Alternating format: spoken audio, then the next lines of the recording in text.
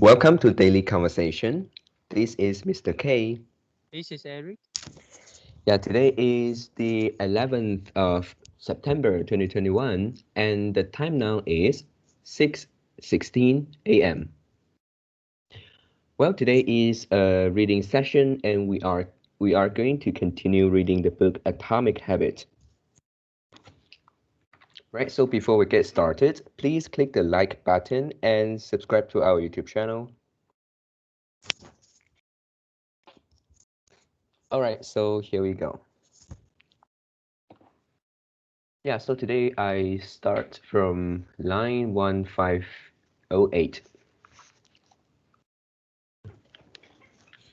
Top performers in all fields engage in various types of reflection and review, and the process doesn't have to be complex.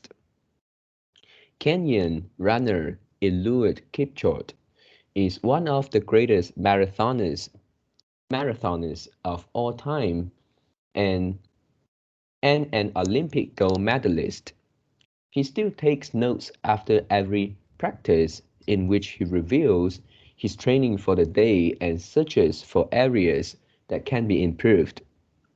Similarly, gold medal swimmer Katie Ledecky records, he records her wellness on a scale of 1 to 10 and includes notes on her nutrition and how well she slept. She also records the times posted by other swimmers. At the end of each week, her coach goes over her notes and adds his thoughts. This is not just athletes. Either when comedians Chris Rock is preparing fresh material, he will first appear at small nightclubs dozens of times and has hundreds of jokes. He brings the notepad on stage and records which beats go over well and where he needs to make adjustments. The few killer lines that survive will form the backbone of his new show.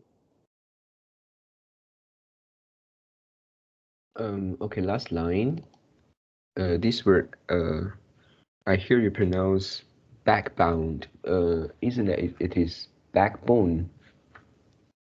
Oh, yeah, backbone. Yeah.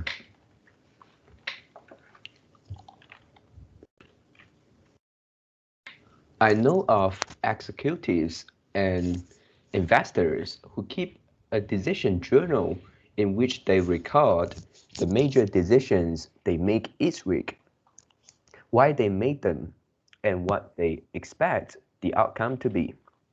They review their choices at the end of each month or year to see where they were correct and where they went wrong. Improvement is not just about learning habits, it's also about fine-tuning them. Reflections and review ensures that you spend your time on the right things and make course corrections whenever necessary. Like Pat Riley adjusting the effort of his players on a 90 of on a nightly basis. You don't want to keep practicing a habit if it becomes ineffective. Yeah, first line, I'm not very sure because there isn't phonetic symbol for this one. The first line, last second word, I think it's tuning, and you pronounce as turning. Okay, to fine Tuning. tuning.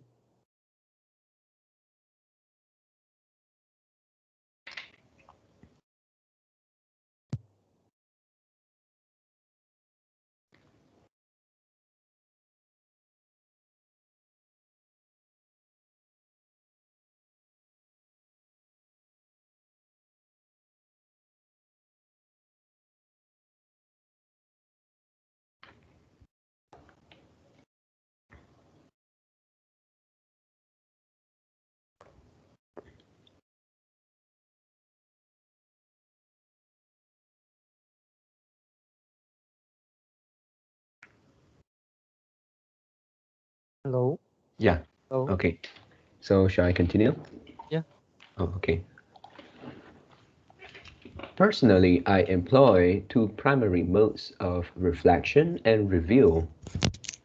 Each December, I perform an annual review in which I reflect on the previous year. I tally my habits for the year by counting up how many articles I publish, how many workouts I put in, how many new places I visit, and more. Then I reflect on my progress or lack thereof by answering three questions. What went well this year? What didn't go so well this year? What did I learn?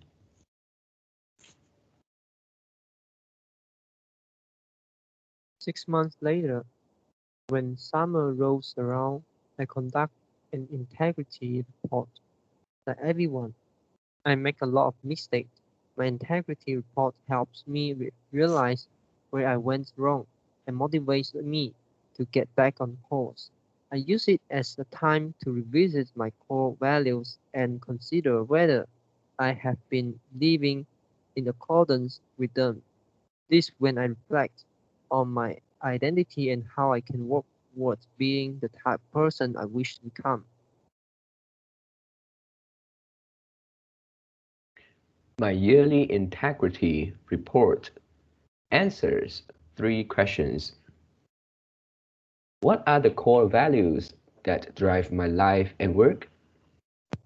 How am I living and working with integrity right now? How can I set a higher standard in the future? These two reports don't take very long, just a few hours per year, but they are crucial periods of refinement. They prevent the gradual slide that happens when I don't pay close attention. They provide an annual reminder to revisit my desired identity and consider how my habits are helping me become the type of person I wish to be. They indicate when I should upgrade my habits and take on new challenges and when I should dial dial dial my efforts back and focus on the fundamentals. The third line, Yeah. this should pronounce revisit, you pronounce revisit. Oh, okay. Revisit. Reflections can also bring a sense of perspective. Daily habits are powerful because of how they compound. Worrying too much about every daily choice is like looking at yourself in the mirror from an inch away. You can see every imperfections and lose sight of the bigger pictures. There's too much feedback. Conversely, never reviewing your habits is like never looking in the mirror. You aren't aware of easily fixable flaws. A spot on your shirt, a bit of food in your tea. This is too little feedback. Periodic reflections and review is like viewing yourself in the mirror from a conventional distance. You can see the important changes you should make without losing sight of the bigger picture. You want to view the entire mountain's range, not obsess over each peak and valley.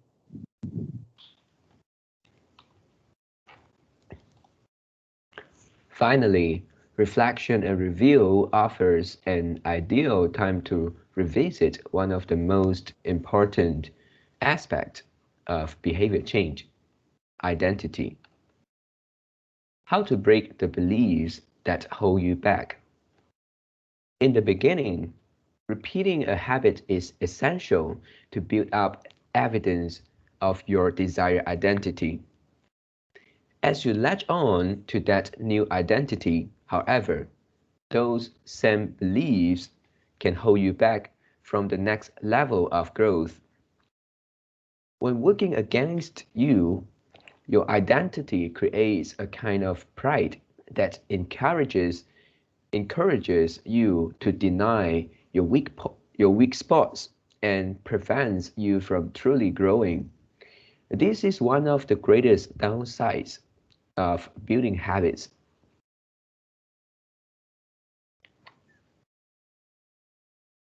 The more scarce an idea is to us, that is, the more deeply it's tied to our identity, the more strongly we will defend it against criticism. You see this in every industry. The school teacher who ignores innovative teaching methods and sticks with a try and true lesson plans. The veterans, the veterans manager who is committed to doing things his way. The surgeons who dismisses the ideas of a younger colleague. The band who produces a mind-blowing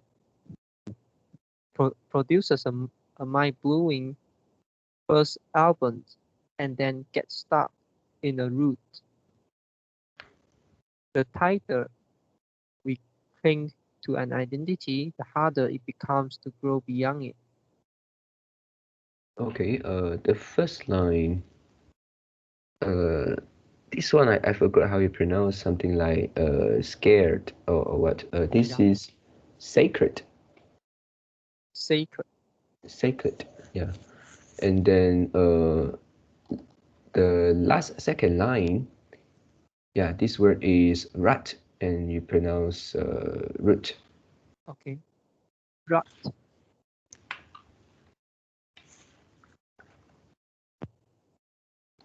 One solution is to avoid making any single aspect of your identity an overwhelming portion of who you are. In the words of investor Paul Graham, keep your identity small. The more you get, the more you let a single belief define you, the less capable you are. The less capable you are of adapting when life challenges you. If you tie everything up in being the point guard or the partner at the partner at the firm, or whatever else, then the loss of that facet facet of your life will wreck you. If you're a vegan and then develop a health condition that forces you to change your diet, you have an identity crisis on your hands. When you cling too tightly to one identity, you become brittle. Lose that one thing and you lose yourself. For most of my young life, being an athlete was a major part of my identity. After my baseball career ended, I struggled to find myself. When you spend your whole life defining yourself in one way and that disappears, who are you now?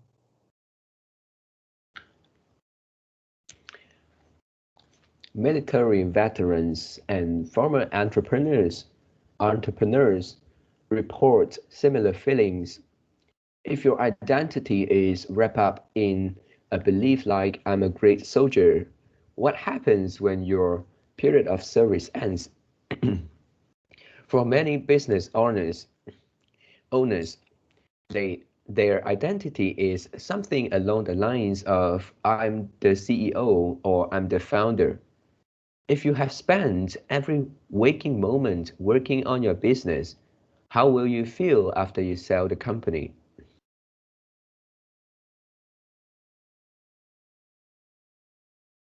The key to mitigating these losses of identity is to redefine yourself such that you get to keep important aspects of your identity even if your particular role changes.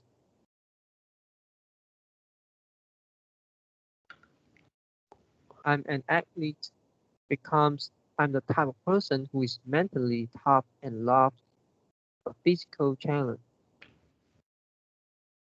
I'm a great soldier transforms into I'm the type of persons with disciplines, reliable and great on a team. I'm the CEO translates to I'm the type of person who builds and creates things. When chosen effectively, an identity can be flexible rather than brittle. Like water flowing around an obstacle, your identity works with the changing circumstances rather than against them. The following quote from the Tao Te Ching encapsulates the ideas perfectly. Men are born soft and supple, that they are stiff and hard. Plants are born tender and pliant, and pliant, that they are brittle and dry. Those whoever those whoever is stiff and inflexible is a discipline of death. Whoever is soft and yielding is a discipline of life. The hard and stiff will be broken, the soft and supple will prevail. Lao Tzu. Yeah. Okay, let me see. Um, yeah, basically is 91541.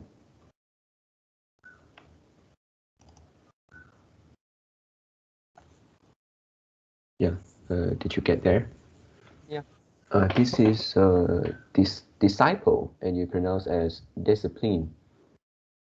okay. Disciple. Yeah.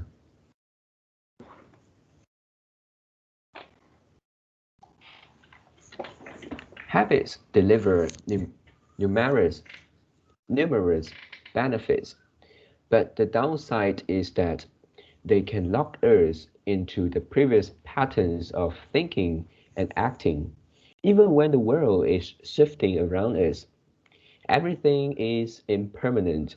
Life is constantly changing, so you need to be periodically check in to see if your old habits and beliefs are still serving you.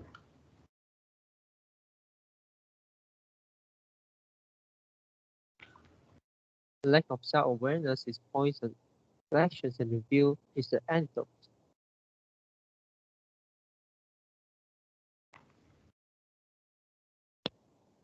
Chapter summary. The upside of habits is that we can do things without thinking. The downside is that we stop paying attention to the little arrow. Habits plus deliberate practice equal mastery. Reflection and review is a process that allows you to remain conscious of your performance over time. The tighter it clings to an identity, the harder it comes to grow beyond it. Conclusions. The secret to result that lasts. There is an ancient Greek parable known as the Sorites, Sorites paradox, which talks about the effect one small action can have when repeated enough times. One formulation of the paradox goes as follows. Can one coin make a person rich? If you give a person a pile of 10 coins, you wouldn't claim that he or she is rich. But what if you add another? At some point, you will have to admit that no one can be rich unless one coin can make him or her so. We can say the same about atomic habits. Can one tiny change transform your life? It's unlikely you would say so. But what if you make another? and another and another. At some point, you will have to admit that your life was transformed by one small change. The holy grail of habit change is not a single 1% improvement, but 1,000 of them. It's a bunch of atomic habits stacking up, each one fundamental unit of the overall system. In the beginning, small improvements can often seem meaningless because they get washed away by the weight of the system. Just as one point won't make you rich, one positive change like meditating for 1 minute or reading one page each day is unlikely to deliver a noticeable difference.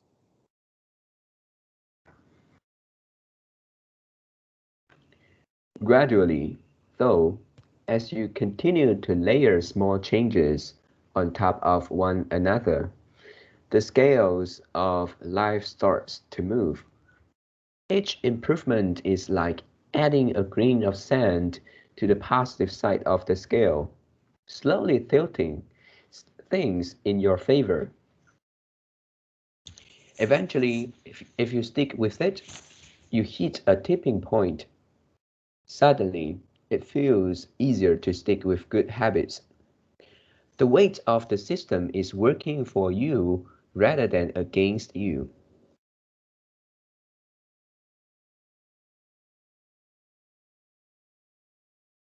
Over the course of this book, we've looked at dozens of stories about top performers. We've heard about Olympic gold medalists, award-winning artists, business leaders, life-saving physicians, and star comedians who have all used the science of small habits their craft, to master their craft and vote to the top of their fields.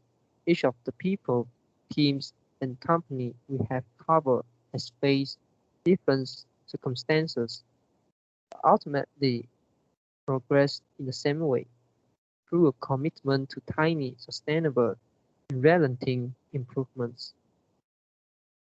Yeah, the last line. This one should be unrelenting. Yeah, you pronounce Relent- as unrelenting. Unrelenting. And the first line, I think this is dozens, and you pronounce as dozens. Okay, that's it.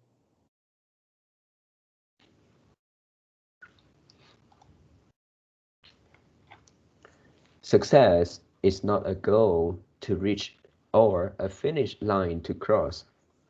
It is a system to improve, an endless process to refine. In chapter 1, I said, if you're having trouble changing your habits, the problem isn't you. The problem is your system. Bad habits repeat themselves again and again, not because you don't want to change, but because you have the wrong system for change. As this book, as this book draws to a close, I hope the opposite is true. With the four laws of behavior change, you have a set of tools and strategies that you can use to build better systems and shape better habits. Sometimes a habit will be hard to remember and you'll need to make it obvious.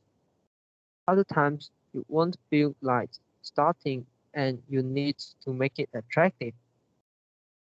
In many cases, you may find that a habit will be too difficult and you need to make it easy.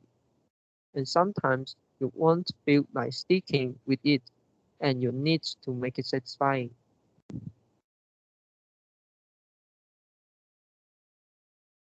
Behaviors are effortless here. Behaviors are difficult here. Obvious, invisible, attractive, unattractive, easy, hard, satisfying, unsatisfying. You want to push your good habits toward the left side of the spectrum by making them obvious, attractive, easy, and satisfying. Meanwhile, you want to cluster your bad habits toward the right side by making them invisible, unattractive, hard, unsatisfying.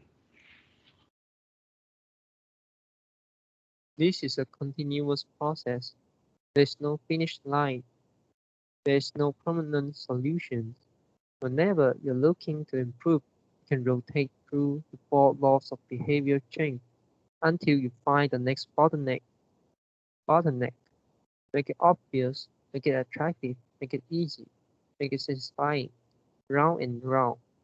Always looking for the next way to get 1% better.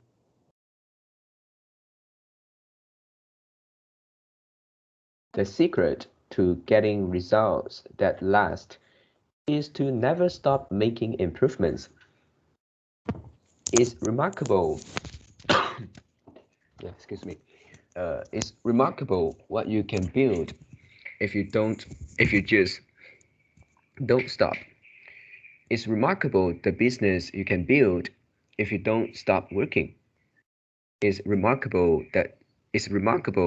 the body you can build if you don't stop training.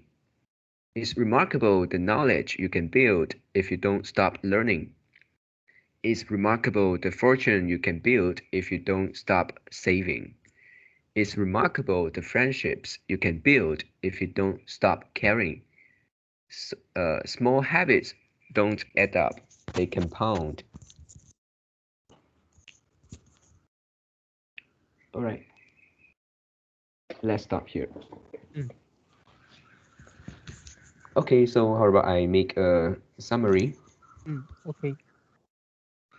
Yeah, so for today's reading session, firstly we came across review and reflection. Yeah, and I think for here it is very important because we have talked about many concepts and also many techniques in forming and breaking habits and also kind of forming our identity also. And then for here is about to, to set a time to review and then to reflect ourselves. And then the purpose here is to make us remain conscious, yeah, all along the way. And then basically it is something like to adjust. Yeah, we wouldn't think something like this is a truth, and then I want to hold this belief or identity for the remaining life. I think even if it is very correct, it's still worth to have a system like review and reflection. Maybe like in the example of this book, the review and reflection is something like uh, they have something once a year, and they try to see the last year and how well they perform, and also uh, something like whether this is still aligned with their identity. And then also to reminds that the writer want to remind that because we are doing something, trying to deal with habits. So habits is not a one-off action. It is repeated, and the repeated action can be very powerful. So at here also reflection and review can make us can stop us from something like falling into a trap, and then doing something not effective. Yeah, and then we don't wish to keep doing a habit which is ineffective anymore. So it means that by through review and reflection, maybe we found that something need to be changed, need to be improved, and then we should do it instead of keep using the old one. Yep, and then also something like the period of reflection. Also in the book, they mention if we keep looking, keep review or reflect ourselves. Let's say every day, maybe this will be too extreme, and I believe that this this can differ from people to people.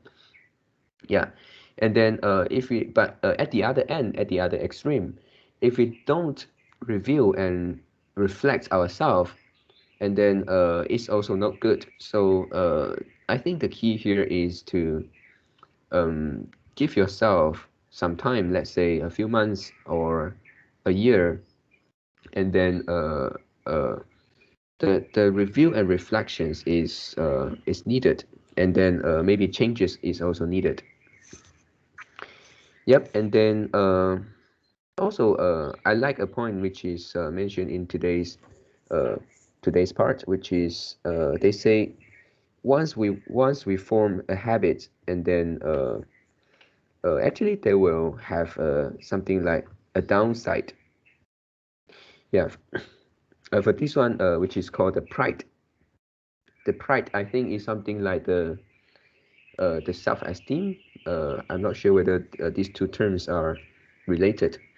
And then because of the pride, and then it would make us uh, stop uh, stop growing. Yeah, so this is something that we need to overcome, even when we have the system of doing review and reflection. And then also there is an important point, which is it talk about identity. Yeah, because before this part, the book um, uh, do mention about the importance of identity. Identity is important when we decided to form habits or using any techniques. We always need to refer back to our identity that wishes to be formed. And then for here, it says that in the reflection and review, even identity can be reviewed, and then can be changed, or can be improved or modified. Yeah, for here also it gives some example that if our identity is something like too narrowed, yeah, we focus on just one identity, which is very narrow, and then this will get us into trouble. Yeah, and then um so I think the key here is to um yeah, don't just firstly try not to make our identity too narrow. Yep, and then try to make it broader, and not just focus on maybe one activities or one job, or what. And then um yeah, and before ends, that's something like revision of the previous part, mentioning about the compounding effect of small little habits we did every time, and then the uses of the four laws, and then the two way of using it. Yeah, either for the good habits, and then for bad habits. Yeah, so I think these are my summary today. Mm. The first thing, the first thing that uh, give me the give me give me a very strong impressions is the author say that if a habit already become ineffective, why we still want to practice it? Now, Mm, so this give this give me very strong impression because uh we may if we think another perspective, we may think, yeah, we don't want to improve because we rather stay in the comfortable zone. We don't want to change because this is hard and this is time wasting, it's time consuming. It requires self-controlling ability. Yeah, it requires us to spend effort, to spend energy. But if you think in another way around, if you think it another way, if the thing is already become ineffective, why you still want to spend time to doing it? Yeah. So if you still keep doing it, this uh this is also wasting the time. Yeah. So and also we can apply this idea to our bad habit. If the bad habit is actually bad and ineffective and bad to our life, so why we still want to practice it? Yeah. Yeah. So this is the first thing. And the second thing is about the identity. And the author say you shouldn't narrow the person you wish to become. And the author also gives some example. And the author suggests us we focus on the core value, the value that we actually want, and not the person, uh, not the person, the road, not the role we wish to become. And instead of becoming the role, we want to become the type of person.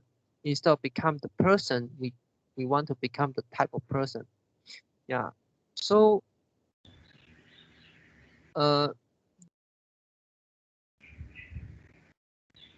if you look at the